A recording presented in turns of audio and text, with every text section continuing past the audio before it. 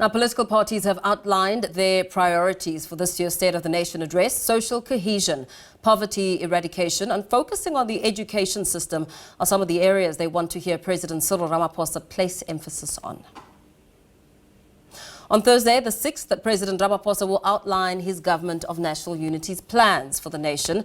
Parties also expect clear and concise pronouncement on the government's plans to boost the economy. This is the first State of the Nation address made up of GNU parties for the 7th Parliament.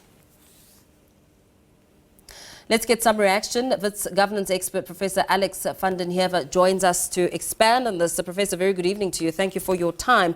I mean, if we look at some of the big expectations ahead of the State of the Nation address, we cannot ignore the Land Expropriation Act. What are your expectations? Well, that has to be a focus, but that is part of a foreign policy focus, because there's now a major economic threat to South Africa that comes externally because of a domestic policy. It's a question as to how the policy would actually be implemented. It's a red herring, because it's not something in terms of South Africa's constitution that can be implemented in an underhand manner. But it doesn't mean that government wouldn't do that, but it also means we've got checks and balances that can keep government in check. Now, that's not what Donald Trump says, but that's the type of thing that would have to come out. The problem is that the land reform process is not going to be a major driver of South Africa's economic growth in South Africa. That has to happen in manufacturing, in industry, all the areas that government has basically failed to create an enabling environment for. And that has to be the priority. But in dealing with Donald Trump, it's about diplomacy and making sure that people adequately communicate. But Donald Trump leverages, he sets up a threat in order to have some sort of discussion. That's how he operates. It's not a very wise approach, but it's also one we have to be cautious of, because he can do an enormous amount of damage to South Africa at a whim. And that's what we have to be cautious of. As you call for that caution, perhaps, just as we sum up this discussion around the Act, I mean, what the ANC has said is that AfriForum's efforts to protect apartheid land era ownership patterns have found an amplifier through Donald Trump. How does that, become and form part of the bigger picture here as we take a look at some of the so-called amplifiers? So is that a very, the question is that a very useful narrative at this point? It's basically a polarizing conversation. The issue is actually to look at sensible strategies in South Africa and make that our focus. So if one wants to go on a battle with AfriForum, that goes straight it plays into the hands of people like Donald Trump. That's what he's looking for. So and also in South Africa, we've got the people who are looking for a polarization because they benefit from it. But the middle ground, the coherent strategies, the stuff that makes sense, that develops us, that should be the focus of our narrative, not polarizing more and playing into these hands. That actually is the sensible way forward. And that should be the focus of such a policy. There is a place for expropriation, but the place for that is within a constitutional framework where it is just and fair in the manner in which it's being applied. It is not about race baiting, and if you go that route, then we're on we're on a very difficult path. Yeah. One of the other factors that will stand out, of course, is the members of the SANDF who've lost their lives, the DRC, the position with Rwandan President Paul Kagame, and that response to President Cyril Ramaphosa. I know, for one, the EFF has reacted to it, saying all sorts of things about President Ramaphosa's leadership, calling him weak, but also speaking about the level of disrespect. What is your sense on that? So I think that sort of a key takeaway from what's happened in the DRC is on the one hand the capabilities of our defence force.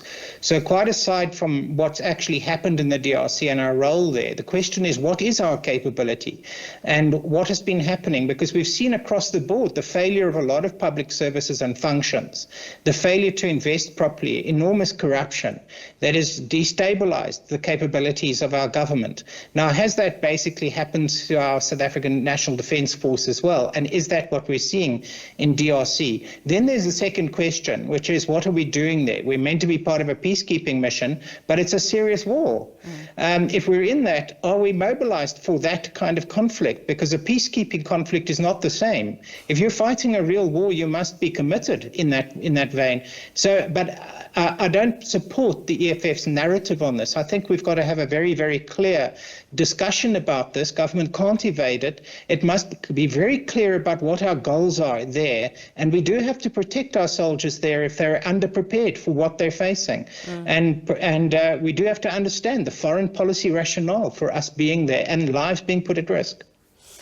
So how will we then, as President Cyril Ramaphosa prepares to deliver the State of the Nation address, measure the impact of some of the promises that he's made if we take a look at issues like the implementation of the national health insurance, fixing Transnet, expanding the economy, inclusive economic growth and so forth?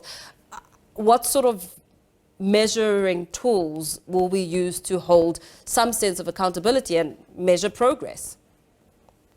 Well, in all of those particular areas, we've got objective indicators of performance. And at a composite level, it comes down to our GDP growth rate, which if those factors were being properly addressed, we would be seeing. So a large part of the failure of our public health system and our health system overall has been a failure of government to actually implement reforms that prevent corruption both in the public and the private systems.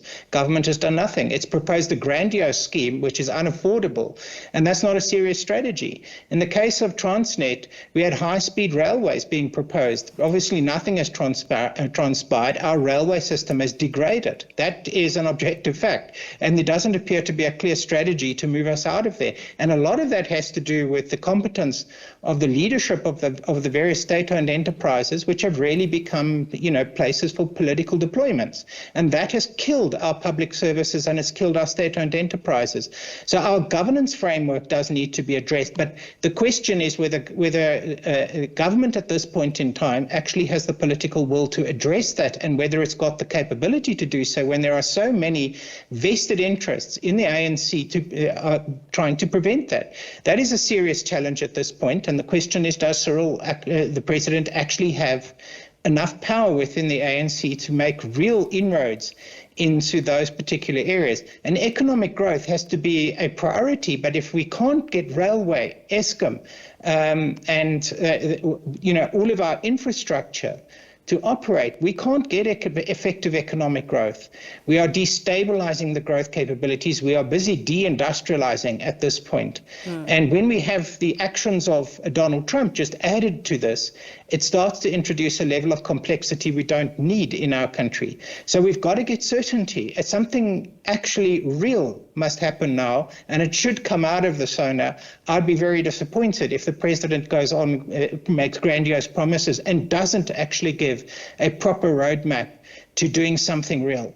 Yep. Very well. Thank you so much for weighing in on this discussion. Wits governance expert Professor Alex van Heever giving us a sense of some of his expectations ahead of the State of the Nation address.